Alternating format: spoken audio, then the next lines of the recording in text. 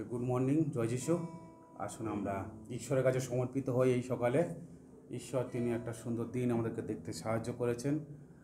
আমরা এখনও বেঁচে আছি, সুস্থ আছি, তাই তাকে ধন্যবাদ। আসুন আমরা এই সময় ঈশ্বরের মহাপরাক্রমের হস্তে আমরা নত হই এবং আমাদের সমস্ত হৃদয় তার কাছে আমরা সমর্পণ করি, প্রার্থনা করি। স্বর্গের মহান ঈশ্বর, তোমাকে ধন্যবাদ, তোমার গৌরব, প্রশংসা, মহিমা, আদর, সম্মান জানাই প্রভু। আজকের এই সুন্দর দিন তুমি দেখতে সাহায্য করেছো, আমাদেরকে বাঁচিয়ে রেখেছো, সুস্থ রেখে, তাই ধন্যবাদ। সমস্ত রাত্রি তুমি সুরক্ষা দিয়েছো, এখনও পর্যন্ত তোমাদেরকে বহন করছো, তাই ধন্যবাদ। পিতা প্রভু, এই সময় আমরা তোমার কাছে সমর্পিত হই। প্রভু, আমাদের হৃদয়ে সূচি পবিত্র করো, সমস্ত পাপ অপরাধ তুমি মার্জনা করো এবং তোমার রক্তে আমাদেরকে ধৌত পরিষ্কৃত করো, নির্মল করো, যেন প্রভু আমরা যোগ্যতার সঙ্গে তোমার সামনে আমরা আসতে পারি। ঈশ্বর, আমরা শুধু তোমাকেই মহিমান্বিত উচ্চকিত করতে চাই, তুমি আমাদেরকে সাহায্য করো, আশীর্বাদ করো। আজকের আরাধনা শুরু থেকে শেষ পর্যন্ত তুমি পরিচালনা করো প্রভু। পবিত্র আত্ম তুমি উপস্থিত থেকে আমাদেরকে পরিচালনা দাও, আমাদেরকে উৎসাহিত করো, উদ্দীপিত করো, শক্তিযুক্ত করো, যেন তোমারই গৌরব, তোমারই মহিমা হয়। পিতা প্রভু, বিশেষ করে প্রার্থনা করি আজকে প্রভু তোমার সেই শাস্ত্রাংশ দ্বারা প্রভু আমাদেরকে শিক্ষা দাও। প্রভু, শাস্ত্র সে আলোচনা দ্বারা আমাদেরকে প্রভুকে যোগ্য করো, আমাদেরকে দেখাও আমাদের জীবনে কোন বিষয়গুলোকে সংশোধন করতে হবে এবং একজন তোমার উপযুক্ত লোক যেন আমরা তৈরি হতে পারি, তুমি আশীর্বাদ করো। পিতা প্রভু, এই সকালে আমাদের আত্মাকে তোমাদের সমর্পণ করি, তুমি আশীর্বাদ দাও, সঙ্গে থাকো, সমস্ত বিষয় দায়িত্ব নাও। গৌরব, প্রশংসা, মহিমা তোমাকে দিয়ে আমাদের প্রত্যেকের আত্মাকে আজকে আরাধনাকে তোমাদের সমর্পণ করে আশীর্বাদের সঙ্গে প্রার্থনা প্রভু যীশু খ্রিস্ট তোমার নামে চাই, আমেন। হালেলুয়া। প্রভুর গৌরব হোক। আসুন প্রভুর প্রশংসা, প্রভুর মহিমা করি। আসুন আমরা খুব চেনা পরিচিত গান স্তুতি আরাধনা উপর জাতি হে, আশিস লেখা নিচে আতি হে। আমরা বিশ্বাস করি আজকে আমরা যা কিছু গান, প্রশংসা, প্রার্থনা করব, সব পিতা ঈশ্বরের কাছে যাবে এবং তিনি আমাদেরকে উত্তর দেবেন, আশীর্বাদ করবেন এবং আমাদের জীবনে আজকের তার অনুগ্রহে তিনি পরিপূর্ণ করবেন। Amen, hallelujah. আসুন আমরা আরাধনা করি।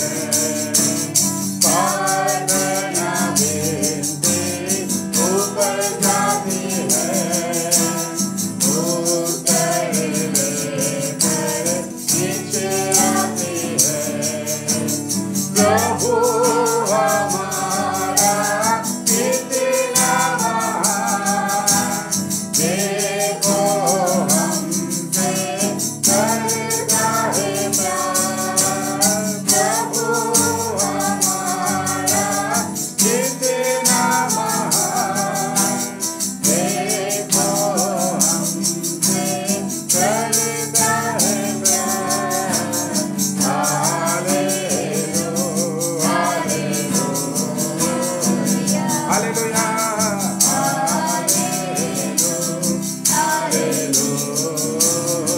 হালেলুয়া once again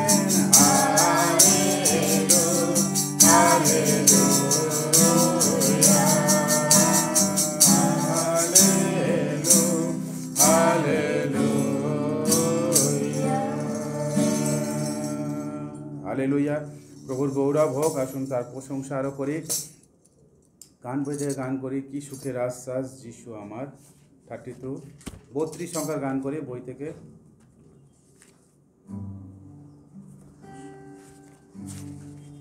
আমাদের জীবন যেন প্রভুতে সমর্পিত এবং প্রভুতেই যেন হয় এবং আমরা যেন প্রতিদিন তার গৌরব, তার মহিমা, তার প্রশংসা করতে পারি। আসুন আমরা 32 সংখ্যার গান করি কি সুখের আশ্বাস যিশু আমার, আহা কি গৌরবের আশ্বাস চমৎকার।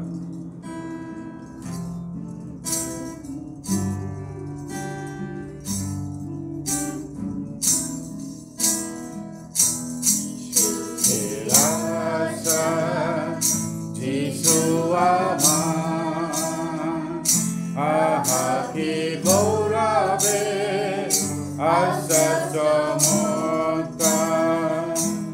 শিকাদানে কি তো তাহার, আকাশে যাত রক্তে পরিষ্কার। কাহিনী এই আমার গান, সারাদিন করে তার স্তুতি গান। এই আমার কাহিনী এই আমার গান, সারাদিন করে তার স্তুতি গান। সমর্পণ পূর্ণ উল্লাস, স্বর্গীয় দর্শন চোখে বিকাশ। ঊর্ধ্বগান হইতে আনে দুষ্গান, করুণার গরি প্রেমের গুণগান। মোর কাহিনী এই আমার গান, সারাদিন করে তার স্তুতি গান। এই মোর কাহিনী এই আমার গান, সারাদিন করে তার স্তুতি গান। পূর্ণ পরিত্রাণ, পূর্ণ বিজ্ঞান, প্রভুতে লিপ্ত সৌভাগ্যবান। জাতিত দেখায় ঊর্ধ্বে তাকায়, তার পুণ্যে পূর্ণ প্রেমে হারায়। হে মোর কাহিনী এই আমার গান, সারাদিন করি তার স্তুতি গান। হে মোর কাহিনী এই আমার গান, সারাদিন করি তার স্তুতি গান। হে মোর কাহিনী আরেকবার, হে মোর কাহিনী এই আমার গান, সারাদিন করে তার স্তুতি গান। হে মোর কাহিনী এই আমার গান, সারাদিন করে তার স্তুতি গান। হালেলুয়া। এটাই আমাদের জীবনের কাহিনী বলছে আমার গান, সারাদিন করি তার স্তুতি গান। আমরা যেন ঈশ্বরের গৌরব প্রশংসা সমস্ত দিন করতে পারি, এটাই আমাদের জীবনের প্রার্থনা। আসুন আমরা ঈশ্বরের বাক্য পড়ি গীত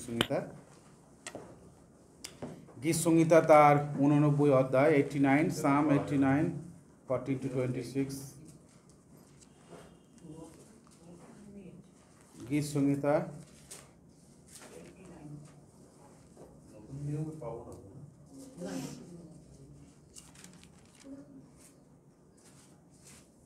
আসুন গীত সংহিতা তার 89 অধ্যায় 897 পেজ। 897, হ্যাঁ, মাঝামাঝি মাঝামাঝি একদম মাঝামাঝি।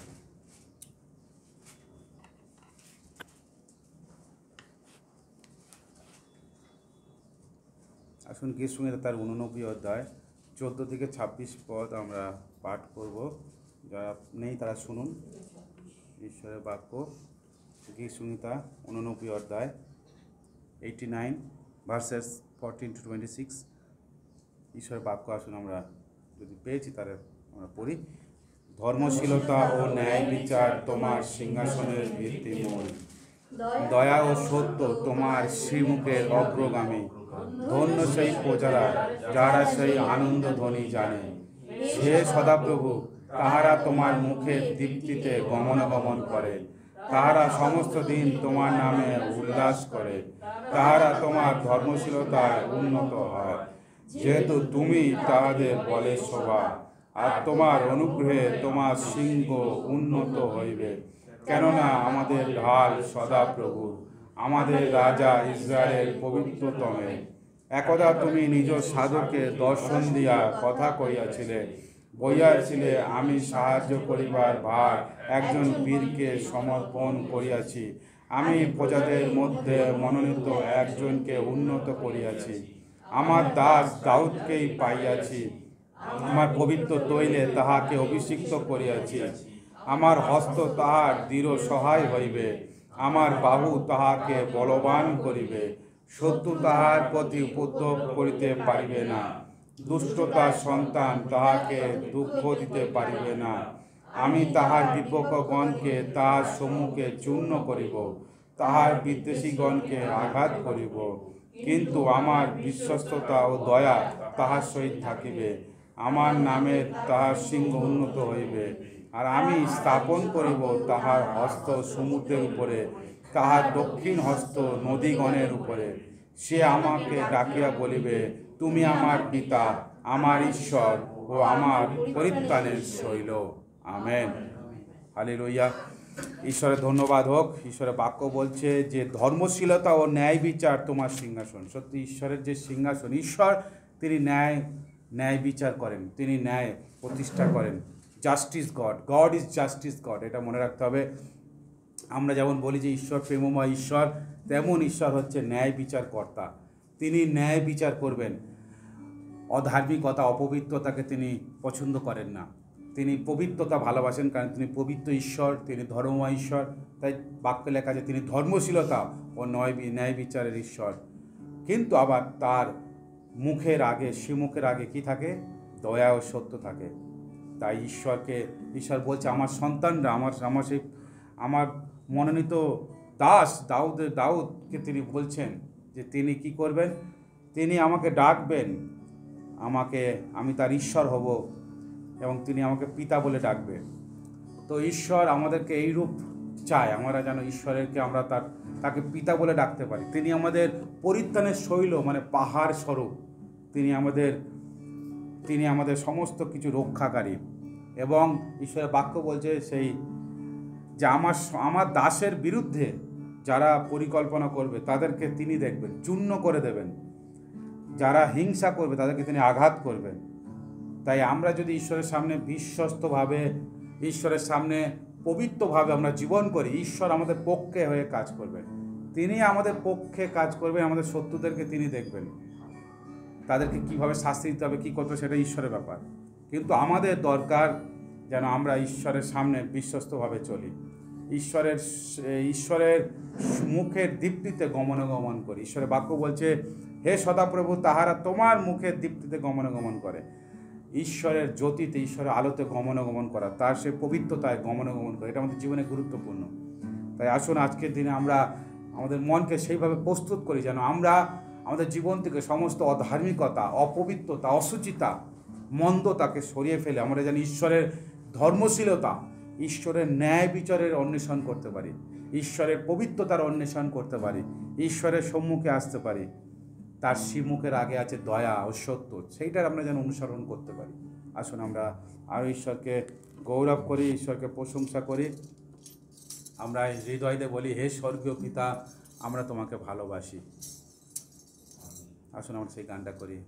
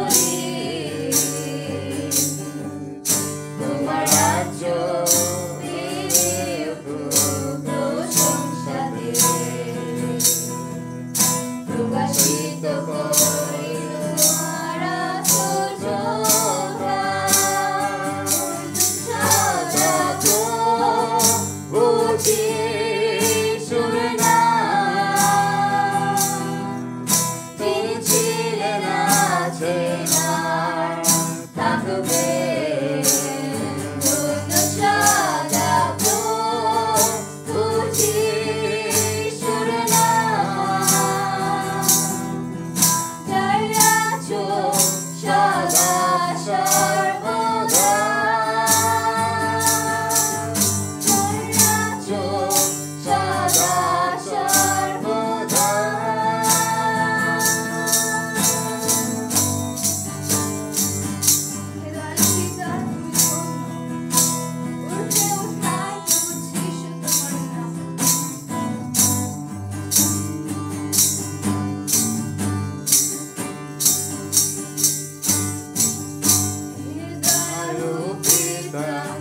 তুমি ধন্য।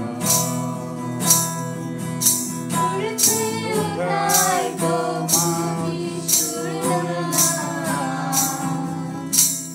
তোমার বলিদান আমাকে সুরক্ষা দিয়েছে।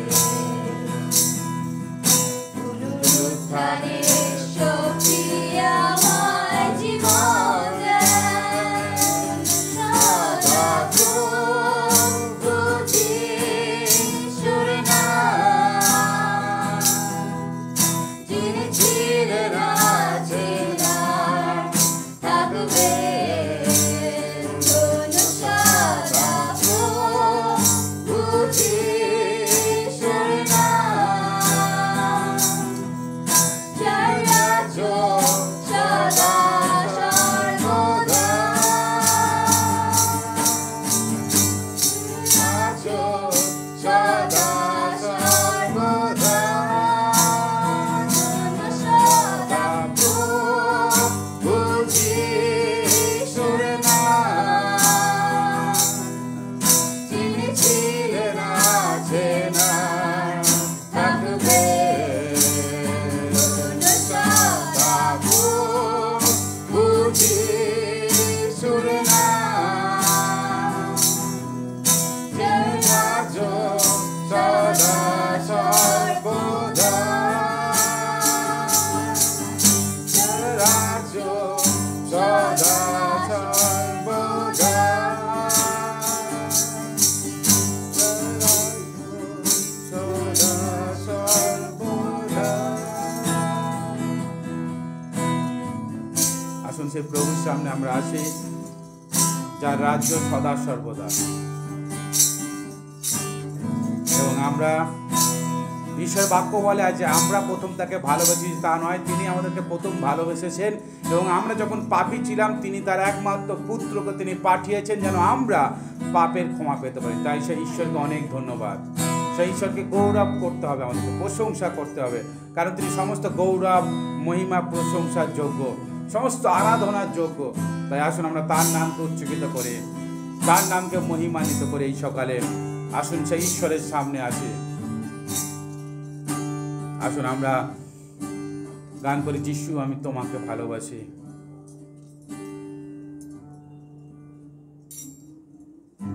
প্রভু আমি তোমাকে ভালোবাসি, সমস্ত হৃদয় দিয়ে আমি তোমাকে ভালোবাসতে চাই। প্রভু এই সকালে আমরা শুধু মুখ দ্বারা নয়, হৃদয় দিয়ে বলতে চাই, লর্ড আই লাভ ইউ। প্রভু আমি তোমাকে ভালোবাসি, কারণ তিনি সেই ভালোবাসা পাওয়ার যোগ্য, কারণ তিনি আমাদেরকে ভালোবেসে তার সমস্ত কিছু নিজেকে বলিদান করে দিয়েছিলেন, তার শরীরকে ক্ষত বিক্ষত করেছিলেন, নিজের রক্তকে তিনি সব আমাদের পাপকে ধুয়ে দেওয়ার জন্য তিনি ঝরিয়েছিলেন। তাই আসুন আমরা এই সময় সেই প্রভুর সামনে আমরা আসি, নত মস্তকে আমরা তার সামনে আসি, আমাদের হৃদয়কে সমর্পণ করে। সুখে ভালোবাসি আমি, যিশুকে ভালোবাসি আমি, যিশুকে ভালোবাসি। না পিছে ফিরব না, তোমার সামনে নত জানু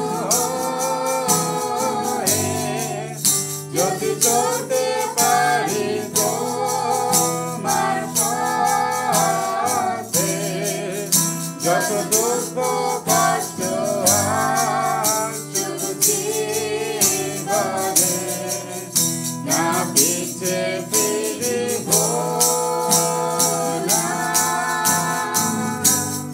তোমার সামনে নত জানু হয়ে, যদি চলতে পারি তোমার পথে, যত দুঃখ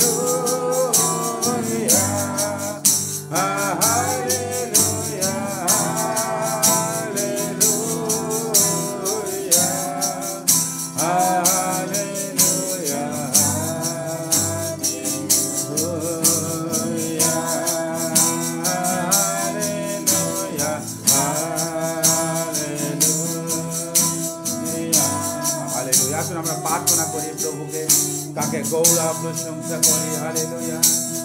অনাদি অনন্ত ঈশ্বর, হালেলুয়া। ধন্যবাদ করি প্রভু। We love you Lord. প্রশংসা মহিমা করি, আরাধনা করি, প্রশংসা করি প্রভু, তোমায় আরাধনা করি। হালেলুয়া। Thank you Lord. প্রভু তোমাকে ধন্যবাদ, তোমাকে প্রশংসা। তুমি অনাদি অনন্ত ঈশ্বর, তুমি পরাক্রমশালী বিক্রমশালী ঈশ্বর, তুমি সনাতন পিতা, তোমাকে ধন্যবাদ দিই। হালেলুয়া। গৌরব মহিমা সব স্তুতি তোমাকে দিই। হালেলুয়া। তুমি একমাত্র যোগ্য ঈশ্বর। স্বর্গ তোমার সিংহাসন, পৃথিবী তোমার পাদপীঠ। তুমি এলোহিম এল সাদা ঈশ্বর। হালেলুয়া। ধন্যবাদ, ধন্যবাদ, প্রশংসা তোমার। হালেলুয়া। ও প্রভু তোমাকে সব স্তুতি করি, তোমাকে মহিমান্বিত করি প্রভু, কারণ তুমি একমাত্র মহিমার যোগ্য ঈশ্বর। আজকের এই সকালে প্রভু এখানে আমরা যতজন সমবেত হয়েছি প্রত্যেককে একটু অনুগ্রহ করো, দয়া করো, তাদের জীবনকে তুমি স্পর্শ করো, তাদের হৃদয়কে পরিবর্তন করো, তাদের মন মানসিকতাকে আরো সুন্দর করো, যেন তোমার এই গৌরব মহিমার জন্য তারা জীবন করতে পারে, তারা যেন তোমার হাতে নিজেকে উৎসর্গ করে তোমার পথে চলতে পারে, তোমাকে গুণগান করতে পারে, মহিমা করতে আশীর্বাদ করো। হালেলুয়া। প্রভু তোমারই ধন্যবাদ হোক, তোমারই প্রশংসা হোক, কারণ তুমি ঈশ্বর, তুমি আমাদের প্রভু। হালেলুয়া। তুমি সমস্ত সৃষ্টির মালিক, তোমাকে ধন্যবাদ দিই হে ত্রাণকর্তা ঈশ্বর। হালেলুয়া। ধন্যবাদ, ধন্যবাদ, প্রশংসা, আরাধনা, প্রশংসা তোমার। হালেলুয়া। সমস্ত প্রভু যারা দেখছে, যারা শুনছে, প্রতিটা কর্ণকে তুমি অনুগ্রহ করো, আশীর্বাদ করো, তাদের হৃদয় যখন তোমার সেই শব্দ প্রবেশ করছে, আশ্চর্য কার্য সাধন করো। যারা অসুস্থ, যারা পীড়িত, তাদেরকে সুস্থতা প্রদান করো। যিশু নামে তাদেরকে স্পর্শ করো। হালেলুয়া। ধন্যবাদ করি। হালেলুয়া। প্রশংসা করি। অনাদি অনন্ত ঈশ্বর, তোমাকে আরাধনা করি, কারণ তুমি একমাত্র আরাধনার যোগ্য। তোমার নাম মহিমান্বিত হোক। হালেলুয়া। ও প্রভু তোমার গৌরব হোক, তোমাকে প্রশংসা করি।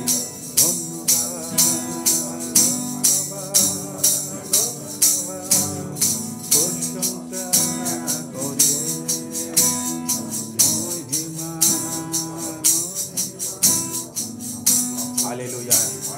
পিতা ঈশ্বর, তুমি আমাদের ব্যক্তিগত জীবন, আমাদের পরিবার, আমাদের সন্তানদেরকে তুমি অনুগ্রহ করো, আশীর্বাদ করো।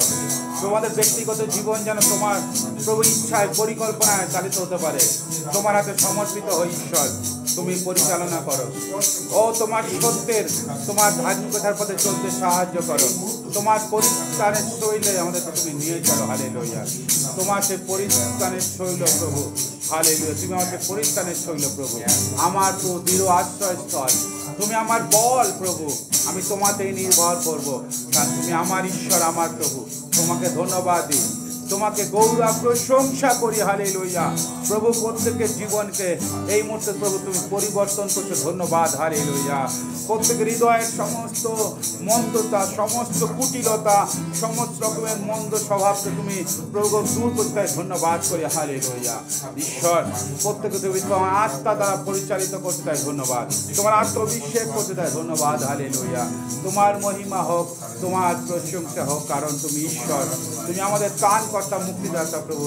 তোমার যিশু নামে ধন্যবাদ হোক, তোমাকে সব স্তুতি করি। হালেলুয়া। হালেলুয়া। ধন্যবাদ, ধন্যবাদ। হালেলুয়া। প্রভু এই কোনো প্রতিকূল পরিস্থিতিতে প্রভু আবহাওয়াতে আমাদেরকে তোমার প্রশংসা করতে জন্য তুমি সাহায্য। ধন্যবাদ প্রভু। তুমি আমাকে সুস্থ রাখো, আমাদেরকে যেন আমরা সুস্থভাবে তোমাকে আরাধনা, প্রশংসা, মহিমা করার মধ্য দিয়ে আমাদের জীবনকে এগিয়ে নিয়ে যেতে পারে। তুমি আশীর্বাদ করো, কারণ তুমি একমাত্র যোগ্য। হালেলুয়া। তোমার নাম উচ্চরিত হোক, তোমার নাম মহিমান্বিত হোক। ধন্যবাদ, প্রশংসা তোমার, সকল আরাধনা তোমার, কারণ তুমি একমাত্র জীবন্ত ঈশ্বর। প্রভু আমাদের সঙ্গে থাকো, আশীর্বাদ দাও, আমাদের জীবনের ভার নাও প্রভু, যেন আমরা প্রভু শেষ পর্যন্ত যেন প্রভু বিশ্বস্তভাবে প্রভু তোমার সেই ক্রুশকে বহন করতে পারি। তুমি আশীর্বাদ করো পিতা ঈশ্বর। আমরা তোমার পক্ষে বিশ্বস্তভাবে দাঁড়াতে চাই। তারপরে তুমি আমাদের জীবনে আশ্চর্য কার্য করতে তুমি বলেছো প্রভু গো। আমাদের শত্রু, আমাদের বিপক্ষদের তুমি দেখে নেবে, কারণ আমরা তোমার সন্তান, আমরা তোমার সেই মনোনীত দাস প্রভু। তুমি বলেছো তুমি আগুনের মধ্য দিয়ে যাবে, তবু তুমি পুড়িবে না। তুমি জলের মধ্যে গমন করবে, তবু তুমি সেই ডুবে যাবে না, কারণ তুমি আমাদের সঙ্গে সঙ্গে আছো। প্রভু ধন্যবাদ তোমার বিশ্বস্ততা, তোমার আশীর্বাদের জন্য। প্রভু তোমাদের সঙ্গে থাকো, আমাদের জীবনকে পরিচালনা করো, আশীর্বাদ দাও, অভিষেক করো, সমস্ত বিষয়ের দায়িত্ব নাও। মহিমা আদর সম্মান তোমাকে দিয়ে, পরবর্তী অংশের ভার তোমাকে দিয়ে, আশীর্বাদের সঙ্গে প্রার্থনা যীশু খ্রিস্ট তোমার নামে চাই, আমেন। আসুন আমরা প্রেরিতের বিশ্বাস সূত্র আস্তে আস্তে পাঠ করি। আমি ঈশ্বরে বিশ্বাস করি, যিনি স্বর্গ ও পৃথিবীর সৃষ্টিকর্তা, সর্বশক্তিমান পিতা ও তার একমাত্র পুত্র প্রভু যীশু খ্রিস্টের, যিনি পবিত্র আত্মা দ্বারা গর্ভস্থ হলেন, কুমারী মরিয়ার মধ্যে জন্মিলেন, পন্তীয় পিলাতের সময় দুঃখ ভোগ করিলেন, ক্রুশবিদ্ধ হইলেন, মরিলেন ও কবরস্থ হইলেন, তৃতীয় দিবসে মৃতদের মধ্য হইতে পুনঃ উঠিলেন, স্বর্গে আরোহণ করিলেন এবং সর্বশক্তিমান পিতা ঈশ্বরের দক্ষিণ পাশে বসে আছেন। তথারিতে জীবিত ও মৃতদের বিচার করতে আসবেন। আমি পবিত্র আত্মায়, পবিত্র সার্বজনীন মণ্ডলীতে, সাধুদের সহভাগিতায়, পাপ মোচনে, শরীরের পুনরুত্থানে ও অনন্ত জীবনে বিশ্বাস করি, আমেন। ঈশ্বরের ধন্যবাদ হোক। আসুন, যদি আমরা ঈশ্বরকে উপহার দিয়েছি, আমরা উপহারের জন্য প্রার্থনা করব।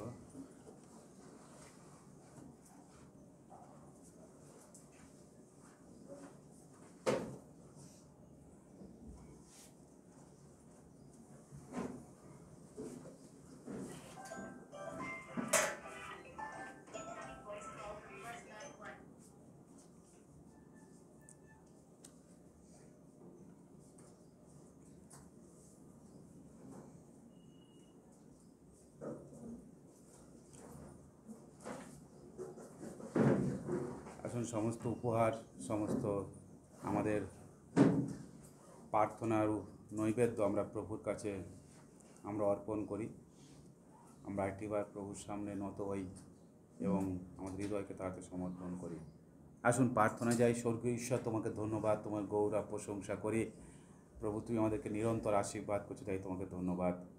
প্রভু, আমাদেরকে তুমি ভালোবাসো, তাই তোমাকে অনেক ধন্যবাদ। প্রভু, আমরা যে তোমাকে ভালোবাসি, তোমার আশীর্বাদ, তোমার অনুগ্রহ আমাদের জীবনে আছে, তাই প্রভু সেই ভালোবাসার স্বরূপ এই সময় যে উপহার তোমার কাছে এনেছি, উপহারকে তুমি আশীর্বাদ করো এবং তুমি গ্রহণ করো, যেন প্রভু তোমার মহিমা, তোমার গৌরব হয়। পিতা প্রভু, আমাদের পরিবার, আমাদের ব্যবসা বাণিজ্য, কাজে কর্মে তুমি আশীর্বাদ করো, আমাদের পরিবারের প্রত্যেকটা ভাণ্ডারকে পূর্ণ রাখো, যেন প্রভু আমরা সতত তোমাকে সেই উপহার দিতে পারি, তোমার ভাণ্ডারে নিয়ে আসতে পারি সব কিছু। সেই রূপ আমি আশীর্বাদিত করো পিতা প্রভু। বিশেষ করে প্রার্থনা করি সেই প্রভু এই উপহার দ্বারা যেন তোমার রাজ্যের কাজ হয় এবং তোমার সেই সুসমাচার যেন সমস্ত মানুষের কাছে পৌঁছায়, তুমি আশীর্বাদ করো পিতা ঈশ্বর। আমাদেরকে আরও সেই কাজ করার জন্য শক্তি দাও, সুস্থ রাখো, ভালো রাখো, যেন সমস্ত বিষয়ে তোমার গৌরব, তোমার মহিমা হয়। আমাদের এই প্রার্থনা, এই উপহার, এই নৈবেদ্য তোমার হাতে সমর্পণ করলাম, তুমি গ্রহণ করো, আশীর্বাদ করো, আশীর্বাদ করবো, সঙ্গে থাকো। পরবর্তী অংশের ভালো প্রার্থনা শুনলে ধন্যবাদ। প্রার্থনা যীশু খ্রিস্ট তোমার নামে চাই, আমেন। হালেলুয়া। প্রভু ধন্যবাদ হোক, প্রভুর গৌরব হোক। আরেকটিবার আসুন ঈশ্বরের বাক্য পাঠ করি।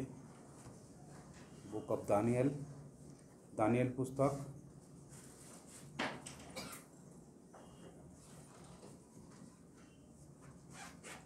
আসুন দানিয়েল পুস্তক বার করি।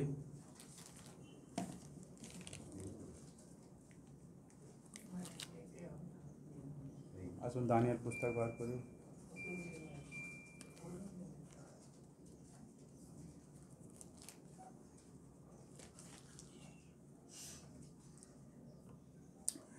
আসুন ঈশ্বরের বাক্য, দানিয়েল পুস্তক, আমরা তার 5 অধ্যায় আমরা পাঠ করি। ঈশ্বরের বাক্য এইরূপ বলছে, দানিয়েল তার 5 অধ্যায়, বুক অফ ড্যানিয়েল চ্যাপ্টার 5, 1 থেকে 4 পদ প্রথমে পাঠ করে। আসুন ঈশ্বরের বাক্য। রাজা বেলশৎসর আপনার সহস্র মহালোকের নিমিত্ত মহাভোজ প্রস্তুত করিলেন এবং সেই সহস্রের সাক্ষাতে দ্রাক্ষারস পান করিলেন।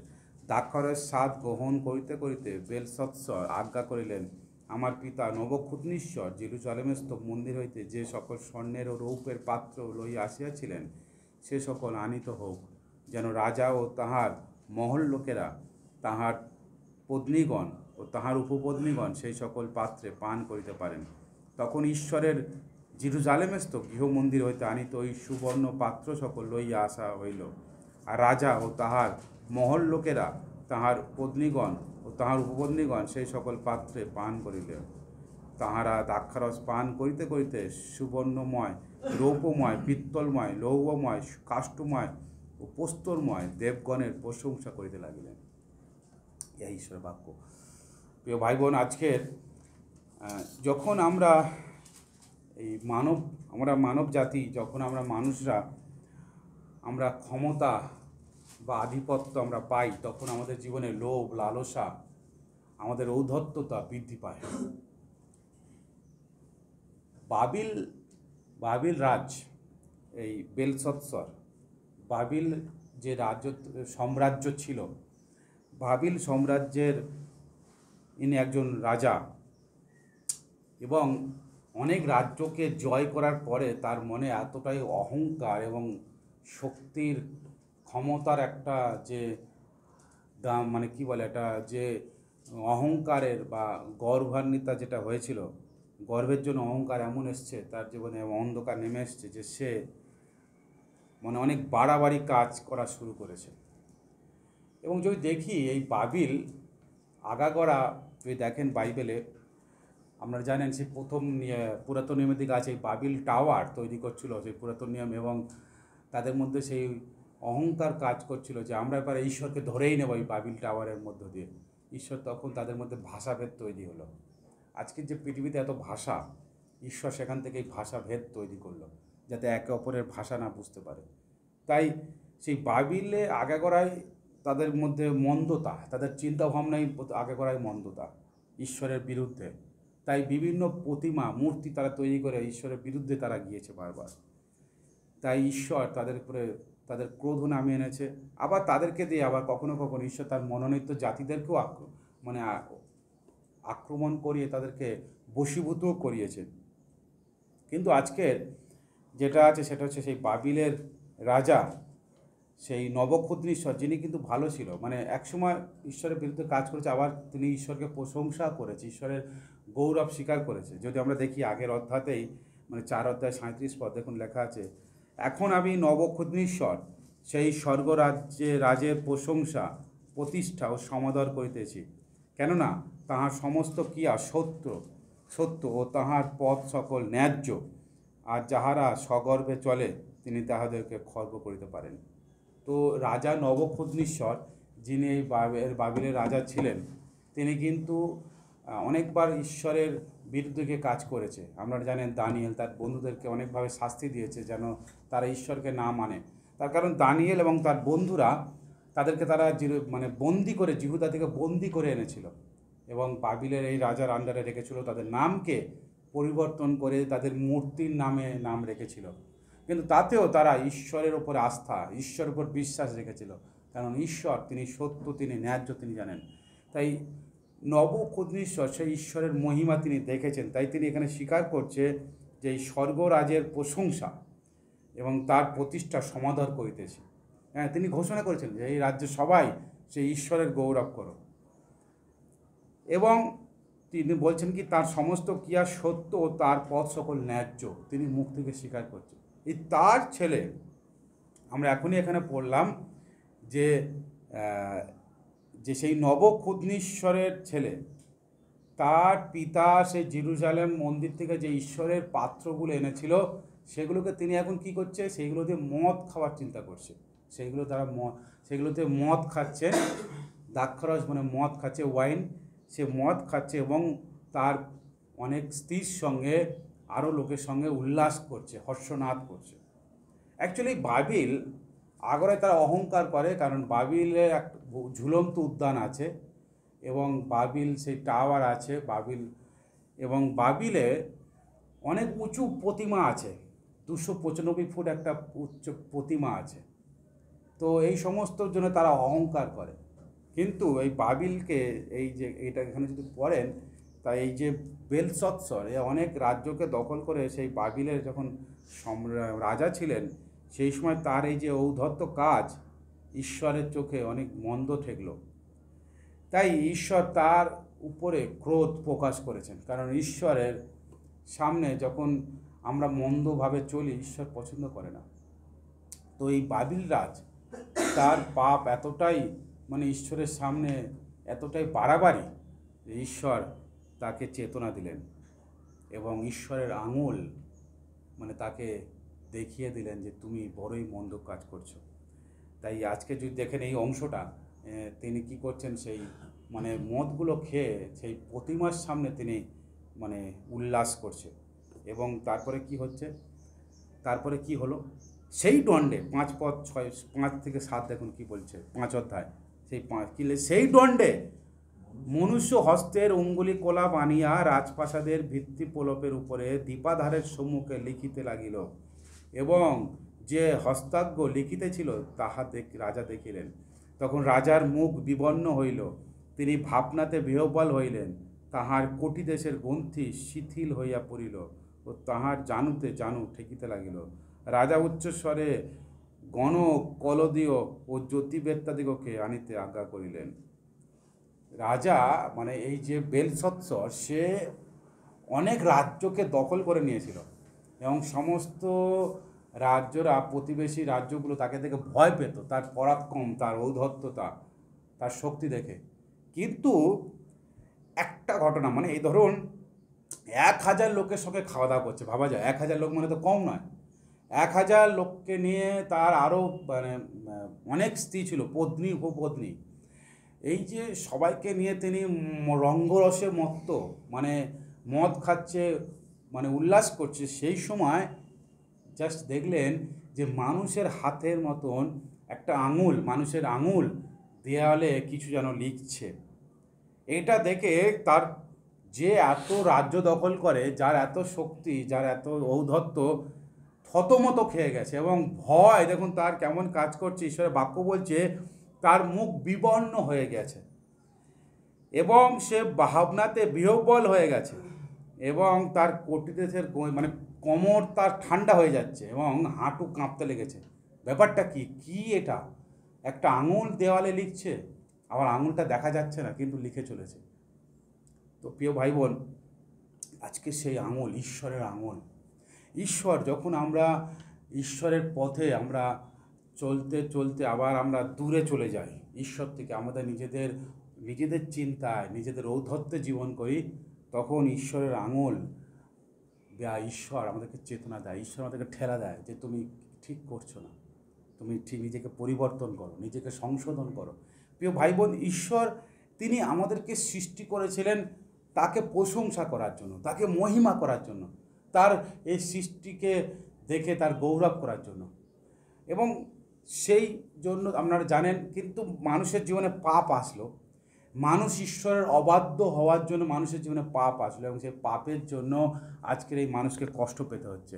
ঈশ্বরের বাক্য আপনারা জানেন সব, ঈশ্বরের বাক্য বলে যে ঈশ্বর অভিশাপ দিলেন যে তোমরা মাথার ঘাম পায়ে না ফেলে তোমাদের খাবার হবে না। এবং শুধু তাই নয়, তিনি ক্ষেত্রকে বা জমিকে অভিশাপ দিলেন যে এখানে কাঁটা গাছ, তারপরে আগাছা জন্মাবে, ভালো ফসল হবে না। আজকে দেখা যাচ্ছে সেইগুলো যে ফসল ভালো হয় না, মানুষ কত চেষ্টা করেও আজকের খাদ্যের অকুলান, মানুষ আজকে আর্টিফিশিয়াল বা অন্যান্য খাবার খেয়ে মানুষ বেঁচে আছে।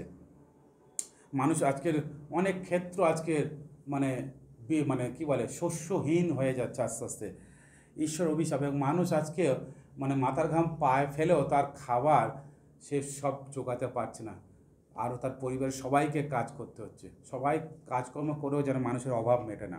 তো এইরূপ অবস্থা, তারপরেও মানুষ ঈশ্বরের বিরুদ্ধে চলতে পছন্দ করে, তারপরেও মানুষ ঈশ্বরের বিপক্ষে কাজ করতে পছন্দ করে, ঈশ্বর যেগুলো পছন্দ করে না সেই কাজ করতে পছন্দ করে। তাই ঈশ্বরের ক্রোধ আরও তাদের জীবনে, ঈশ্বরের মানে ন্যায় বিচার তাদের জীবনে নেমে আসছে।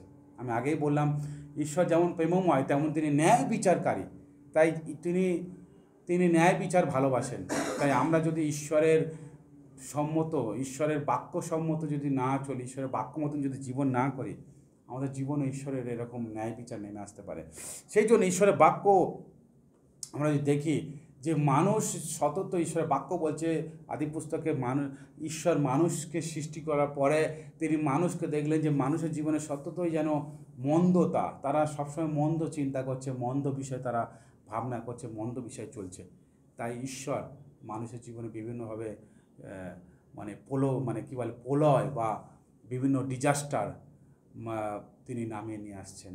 আজকের যে পরিস্থিতি, আজকে দেখছেন যে অবস্থা, আমাদের যে সারা গ্লোবালি একটা বিষয়, আমি সেদিন একজনের সঙ্গে আলোচনা করছিলাম, তিনি বলছিলেন একতরফে যেমন যুদ্ধ চলছে, সে যুদ্ধ থামার নেই, আরও যুদ্ধ যেন বেঁধে যাচ্ছে, এবং অপরদিকে প্রাকৃতিক বিভিন্ন দুর্যোগ। হ্যাঁ, আমি গতকালই শুনছিলাম এই কানাডায় এতভাবে বরফ পড়ছে, তারা মানে তাদের চিন্তায় 40-50 বছর এত বরফ পড়ে না, সেইভাবে বরফ পড়ছে। মানে মানুষের জীবন বিপর্যস্ত, লক্ষ লক্ষ মানুষ, জল নেই, খাবার নেই, খুবই কঠিন অবস্থার মধ্যে আছে। আবার এই কানাডাতেই আবার আপনার কিছুদিন পর দেখা যাবে যে 50 ডিগ্রি তাপমাত্রা হয়ে যাচ্ছে। মানে অদ্ভুত একটা ব্যাপার, মানে প্রাকৃতিক ভারসাম্য একদম সব হারিয়ে গিয়েছে। আজকে আমাদের ভারতবর্ষ দেখুন কি অবস্থা, মানে মানুষ আজকের পাগল হয়ে যাচ্ছে গরমেতে, মানুষের জীবন বিপর্যস্ত। সারা ভারতবর্ষ জুড়ে এই অবস্থা। কিছু হয়তো পাহাড়ি এলাকায় হয়তো একটু ঠান্ডা বা ওয়েদার একটু আলাদা, কিন্তু বেশিরভাগ মানুষ আজকের তাপপ্রবাহে তারা জর্জরিত, তারা মানে আগুনে যেন তারা পুড়ে যাচ্ছে এই অবস্থা। তো মানুষের জীবনে এইরূপ ঘটনা ঘটছে, তার কারণ মানুষের ঔদ্ধত্য। আজকের মানুষ যদি দেখেন, মানুষের ক্ষমতা, টাকা পয়সা যখন মানুষের হাতে থাকে, মানুষ মানে যে কোন দিকে যায় তারা নিজেরাই জানে না। তো ঈশ্বরকে তারা ঈশ্বর বলে জ্ঞান করে না। আজকের তারা সেই রাজাও একই কাজ করেছিল। তিনি যখন ক্ষমতা পেলেন তখন তিনি কিন্তু সেই প্রতিমার সামনে তিনি কি করলেন, তিনি তার প্রতিমার প্রশংসা করতে লাগলেন। এটাই সবথেকে আরও বড়। আর ঈশ্বরের যে পাত্র, ঈশ্বরের মন্দিরের যে পাত্র, সেগুলোকে অপবিত্র করেছিল। ঈশ্বর সেটা পছন্দ করে না। প্রিয় ভাই বোন, ঈশ্বর তার মন্দিরকে, তার সমস্ত বিষয়গুলোকে তিনি পবিত্রভাবে রাখতে চান। তিনি পবিত্রতা ভালোবাসেন। আমি আগেই বললাম ঈশ্বর পবিত্র ঈশ্বর, তাই ঈশ্বর তিনি অপবিত্রতা ভালোবাসেন না। আপনারা জানেন যে আমি যেটা বললাম যে ঈশ্বর আমাদেরকে সৃষ্টি করেছিলেন, তিনি একটা বিশেষ পরিকল্পনায় তিনি আমাদেরকে সৃষ্টি করেছিলেন। কিন্তু আমরা মানুষরা আমাদের জীবনকে আমরা নিজেদের ইচ্ছা নিয়ে চালিত করার জন্য, এই সাংসারিক মানসিক চক্ষের অভিলাষ, এই সমস্ত কিছু পূর্ণ করার জন্য আমরা ঈশ্বরের বিরুদ্ধে গিয়ে আমরা পাপ করি। ঈশ্বরের বাক্য তাই বলছে, তোমার চক্ষের অভিলাষ, তোমার জীবিকার অভিলাষ, তোমার মানসিক অভিলাষ তোমাকে সেই মন্দতায় নিয়ে যাবে, এবং এইগুলো সব ঈশ্বরের বিরুদ্ধে কাজ করে। তাই আজকে আমাদের চোখের অভিলাষের জন্য আমরা যেটা খুশি সেটা করি, এগুলো আমাদের মন যেটা চায় সেটা করতে পছন্দ করি। আমরা কখনো ভাবি না যে ঈশ্বর কি এটা চায়, বা ঈশ্বর কতটা পছন্দ করে, ঈশ্বর কি চায়। আমরা জানি না যে আমাদের এই হৃদয়ে যেটা ঈশ্বর যেখানে থাকতে চায়, আমরা এখানে ঈশ্বরকে না রেখে আমরা ঈশ্বরকে ভাবি তিনি একটা মন্দিরে বা একটা গৃহতে থাকতে ভালোবাসে, আর আমরা সেই জায়গাটা শুধু পরিষ্কার করার চেষ্টা করি। কিন্তু ঈশ্বর যে আমাদের হৃদয় মন্দিরে থাকতে চান, এবং তিনি আমাদের সঙ্গে, ঈশ্বরের বাক্য যেরূপ বলছেন প্রকাশিত বাক্য 3:20 যে তিনি আমাদের সঙ্গে থাকতে চান, আমাদের সঙ্গে খেতে চান, সেটা আমরা ভুলে গিয়েছি।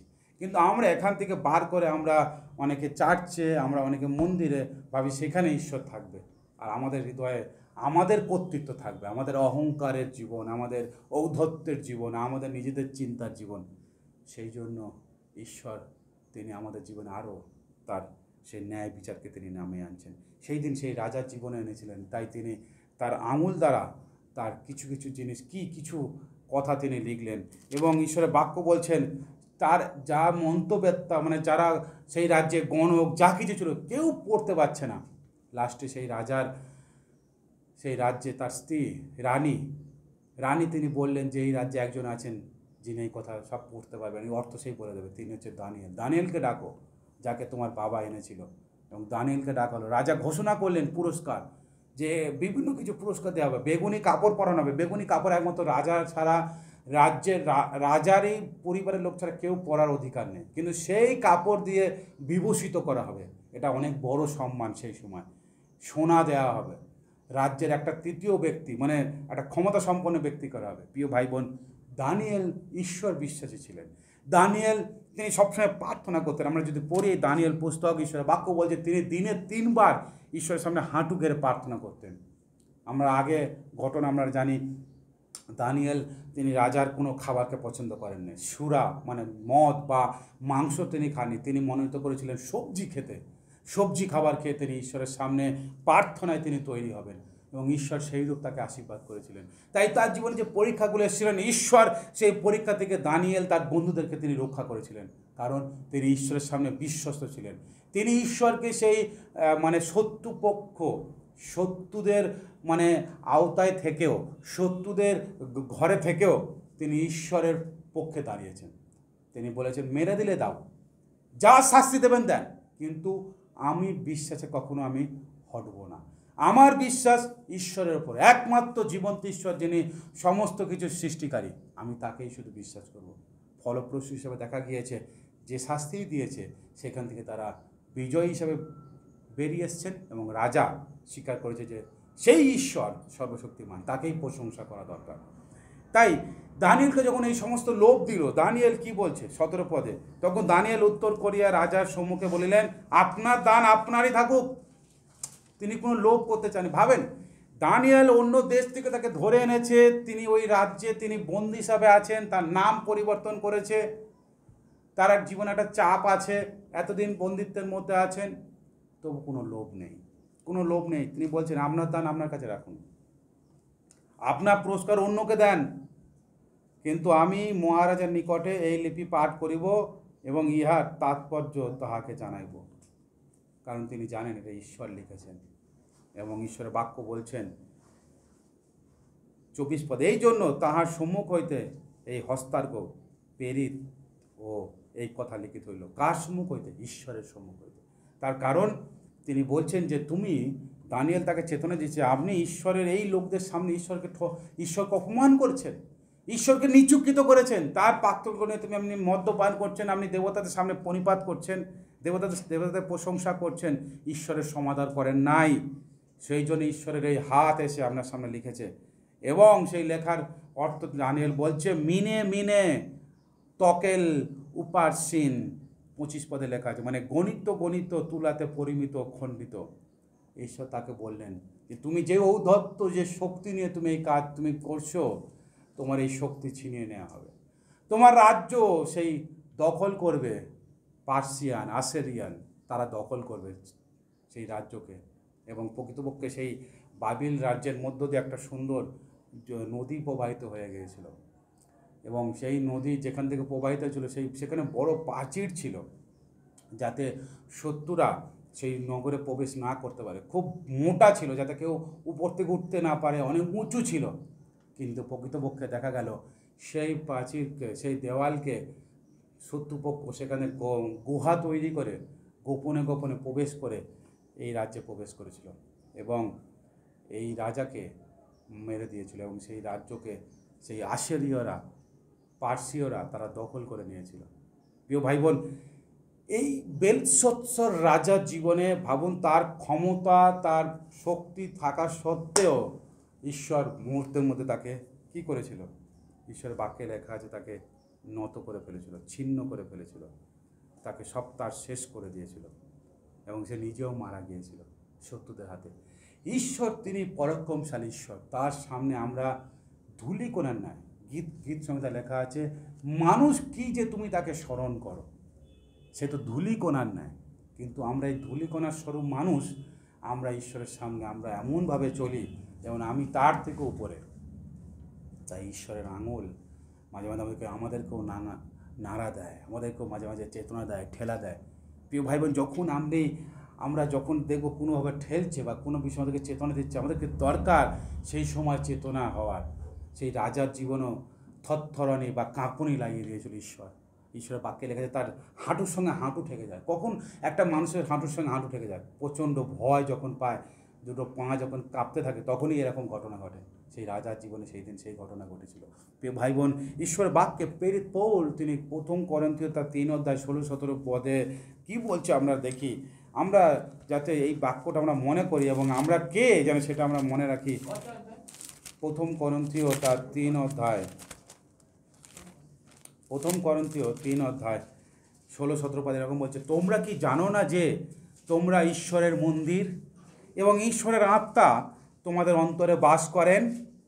যদি কেউ ঈশ্বরের মন্দির নষ্ট করে, তবে ঈশ্বর তাহাকে নষ্ট করিবেন, কেননা ঈশ্বরের মন্দির পবিত্র আর সেই মন্দির তোমরাই। প্রিয় ভাই বোন, আমরা যখন ঈশ্বরে বিশ্বাস করি, মনে রাখবেন এটা আমরা ঈশ্বরের মন্দির, আমরা এক একটা ঈশ্বরের মন্দির। আমি আগে বলেছি উই আর চার্চ, আমরা এক একজন এক একটা মণ্ডলী। তাই আমাদের যে এই মন্দিরকে, এই জীবনকে পবিত্র করে রাখতে হবে। যতক্ষণ যারা অন্ধকারে আছে, যারা ঈশ্বরকে জানে না, যারা মন্দতায় পড়ে আছে, তাদের তো একরকম বিচার হবেই হবে, তাদের তো জীবন অন্য, ঈশ্বর ন্যায় বিচার অন্যভাবে করবে। কিন্তু আমরা যারা বিশ্বাস করেছি ঈশ্বরকে, আমরা যারা ঈশ্বরের কাছে এসেছি, আমরা যারা তাকে জানি, আমাদের আরও দায়িত্ব। আমাদের হৃদয় মন্দির ঈশ্বর তিনি আছেন, এই হৃদয় মন্দির তিনি বাস করতে চান, এই মন্দির তার। তাই এই মন্দিরকে পবিত্র রাখার দায়িত্ব আমাদের। তাই এখানে ঈশ্বরের বাক্য বলছে, এই তোমাদের অন্তরে বাস করেন, তুমি কি সেটা জানো না? তাই যদি আমরা এই হৃদয়কে এই জাগতিকতার দ্বারা, আমাদের অভিলাষের দ্বারা যদি আমরা নষ্ট করি, ঈশ্বরের বাক্য বলছে তিনি আমাদেরকে নষ্ট করে দেবেন। তাই প্রিয় ভাই বোন, আমরা হয়তো অনেক, আমাদের জীবন অভিজ্ঞতা আছে, আপনারা দেখেছেন যে কত মানুষের জীবন কীভাবে নষ্ট হয়ে গিয়েছে। রোগ ব্যাধি থেকে আরম্ভ করে পারিবারিক বিভিন্ন অশান্তি, সব কিছু তাদের জীবনকে নষ্ট করে দিয়েছে। কারণ ঈশ্বর আমাদেরকে চেতনা দেয়। আমি যেটা আগে বললাম, ঈশ্বর আমাদেরকে আঙুল দেখায়। ঈশ্বরের আঙুল কখনো মানুষের মধ্য দিয়ে হতে পারে, কখনো বাক্যের মধ্য দিয়ে হতে পারে, কখন অন্য অবিশ্বাসীর মধ্য দিয়েও হয়, চেতনা দেয় কখনো কখনো। সেটা আমাদেরকে শুনতে হবে, সেটা আমাদেরকে শুনতে হবে, আমাদেরকে সচেতন হতে হবে। সেই সময় আমাদেরকে ভাবতে হবে যে ঈশ্বর তুমি আমাকে কি বলতে চাইছো। সেই জন্য প্রিয় ভাই বোন, যদি আমরা না শুনি, যদি আমাদের জীবনকে না পরিবর্তন করি, তাহলে আমাদের জীবন একসময় অনেক সমস্যার মধ্যে পড়বে। ঈশ্বরের বাক্য বলে যে ইসরায়েল জাতিকে ঈশ্বর অনেকভাবে চেতনা দিয়েছে। তারা ঈশ্বরের বিরুদ্ধে বারবার যাওয়া সত্ত্বেও বিভিন্ন ভাববাদী পাঠিয়েছে। আপনারা যদি দেখেন বাইবেলে পুরাতন নিয়ম, সমস্ত ছোট থেকে বড় ভাববাদী বারবার ইসরায়েল জাতিকে তারা চেতনা দিয়েছে। তারা না শোনার জন্য ঈশ্বর তাদেরকে শত্রু হস্তে সমর্পণ করেছে। তাদের সমস্ত কিছু ঈশ্বর শত্রুদের হাতে তাদের পাঠিয়ে দিয়েছে।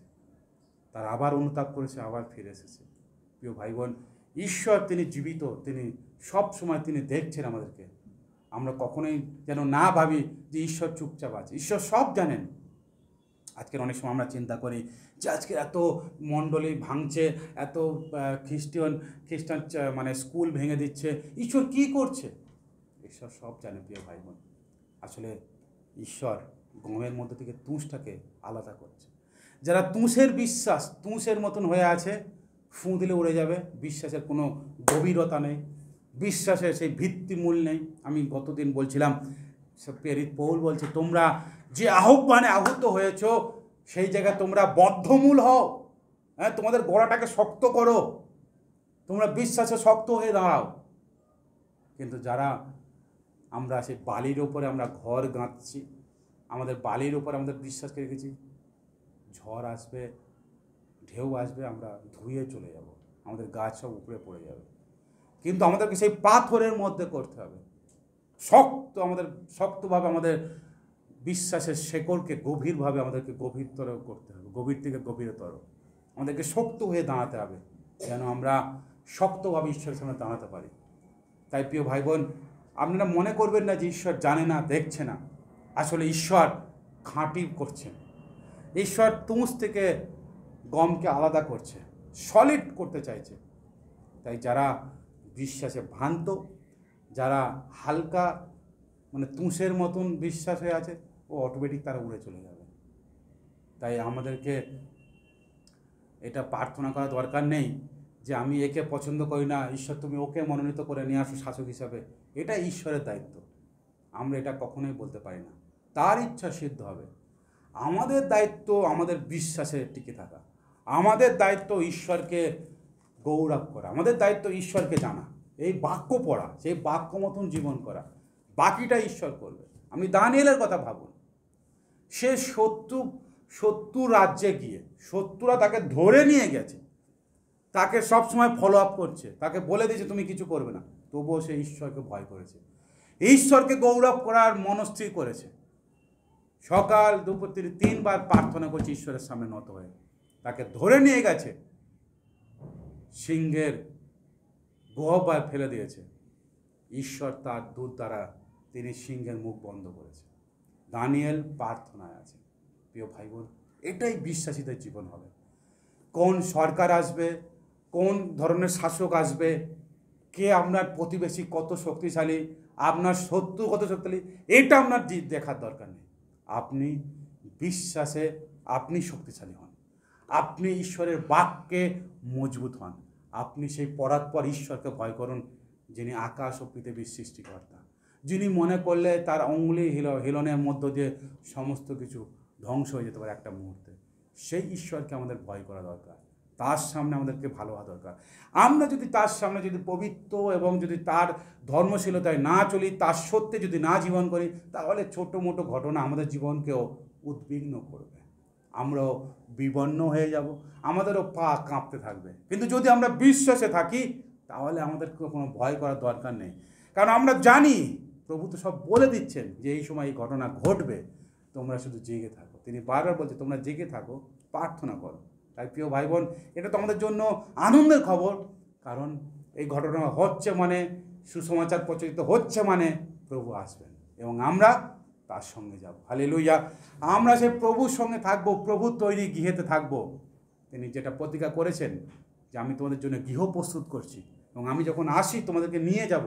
তো আমরা তো এই জায়গার লোক নয়, আমরা তো এখানে প্রবাসী। আমরা যেমন সেই বিদেশিরা যেমন থাকে তদ্রূপ আমরা আছি, আমরা তো সেই স্বর্গপুরীর প্রজা, ঈশ্বরের বাক্য বলছে। হালেলুয়া! আমরা সেই জায়গার লোক, তিনি আমাদের রাজা, আমরা তার প্রজা, আমরা সেই জায়গার লোক। তাই আমরা আমাদের মানসিক ইচ্ছা, মানসিক অভিলাষ, চোখের অভিলাষ দিয়ে আমরা জীবনকে নষ্ট করব না। এই জগৎকে, ঈশ্বরের বাক্য বলছে, এই জগৎকে যে ভালোবাসে সেই ঈশ্বরের শত্রু, যে জগতের মিত্র সেই ঈশ্বরের শত্রু। তাই আপনি নির্ধারণ করতে হবে আপনাকে, আপনি সেই জগতের মিত্র হবেন না ঈশ্বরের মিত্র হবেন, কারণ বাকিটা ঈশ্বর দেখে নেবে। আপনি যদি ঈশ্বরের মিত্র হন, দাউদ আজকে যেমন গীত সংগীতা প্রার্থনা করছে, ঈশ্বর বলছে আমার দাসের বিপক্ষগণ, শত্রুগণ কে আছে ওটা আমি দেখছি, কারণ আমরা ঈশ্বরের মিত্র।